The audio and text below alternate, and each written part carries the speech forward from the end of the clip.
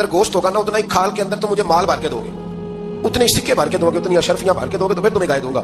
تو پھر یہ گائے انہیں ملی اور یہ گائے لے کر کے آئے۔ زیادہ سوالات نہ کرتے تو زیادہ الجھتے نہ۔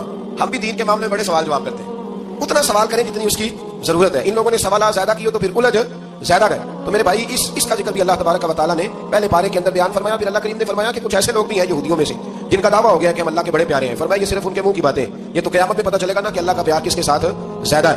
اور پھر یہ بھی یہودیوں نے دعویٰ کیا ہے، اسی بارے میں اللہ فرماتے ہیں کہ ان کا دعویٰ ہے کہ ہم اللہ کے بڑے پیارے ہیں، جنت میں ہم ہی جائیں گے۔ تو اللہ فرماتے ہیں پھر مرنے کی دعا تو کرو، جنت میں تو مر کے جانا ہے نا، لیکن اللہ فرماتے ہیں یہ کبھی مرنے کی دعا نہیں کریں گے، اس لیے کہ انہیں پتہ ہے کہ ہم نے آخرت کے لیے کیا بھیجا۔ جی پہلا حکم آ گیا یا ایھا الذین آمنوا کہہ کے، پہلی آیت قرآن پاک پہلے سپارے میں پہلی آیت جس میں اللہ نے کہا یا ایھا الذین آمنوا، تو پہلا حکم آمنوا کہہ کے آیت نمبر 104 میں جو اللہ نے حکم دیا نا وہ نبی پاک کی تعظیم کا حکم۔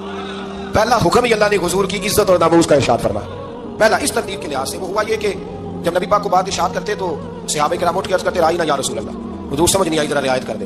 تو یہودیوں کی عبرانی زبان کے اندر ذرا کھینچ کے پڑھتے تھے رائنا، تو اس کا معنی بنتا تھا معاذ اللہ اے ہمارے چرواہے، بکریاں چرانے والے کو بھی وہ رائنا کہتے تھے۔ تو جب صحابہ یہ کہنے لگے تو اللہ نے منع کر دیا، فرمایا میرے محبوب کے غلاموں اس لفظ کے پیچھے چھپ کے لوگ میرے نبی کی بے ادبی کر جاتے ہیں، تو جس لفظ کا کوئی ایک معنی بے ادبی والا بنتا ہو وہ لفظ بھی میرے نبی کے لیے نہ کہو، لفظ وہ والے کہو جس میں کوئی بے ادبی کا معنی نکلے نہ۔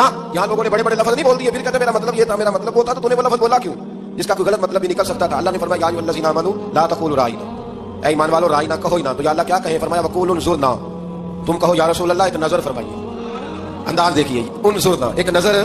تو ہمارے بزرگ تو پہلے بڑے پیار والوں نے کہہ دیا یا رسول اللہ انظر حالنا، کہتے کہاں سے لاتے ہو جملے؟ میں نے کہا اللہ کی کتاب سے، یا رسول اللہ انظر حالنا یا حبیب اللہ اسمع قالا، تو تم کہو انظرنا، محبوب نظر کرم کرے، واسمعوا، اور کیا ضرورت ہے دوبارہ پوچھنے کی؟ اللہ کہتا ہے پہلے ہی دھیان سے سنا کرو، پہلے ہی واسمعوا، پہلے ہی احتیاط سے سنو، وللکافرین عذاب علیم، اور کافروں کے لیے دردناک عذاب ہے۔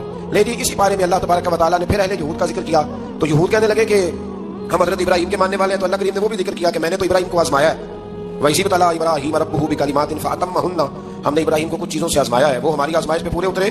قَالَ إِنِّي جَاعِلُكَ لِلنَّاسِ إِمَامًا، تو پھر ہم نے انہیں کہا کہ ہم آپ کو پوری دنیا کا امام بنائیں گے۔ وہ آزمائش کیا تھی؟ آگ میں جانا بھی آزمائش، بیٹے کا نہ ہونا بھی آزمائش، بیٹا ہوا تو پھر اسے وادی غیر ذی زرع میں چھوڑ کے آنا بھی آزمائش، بڑا ہوا تو پھر ذبح کرنا بھی آزمائش۔ فرمایا جہاں جہاں آزمایا ہے نا ابراہیم ہماری آزمائش میں پورے اترے۔ فرمایا تو مفت میں حضرت ابراہیم کی اولاد بنتے ہو اور ان کا نام لیتے ہو اور ان کے ساتھ اپنا تعلق بناتے ہو، دیکھو تو صحیح وہ کتنی آزمائشوں سے گزرے۔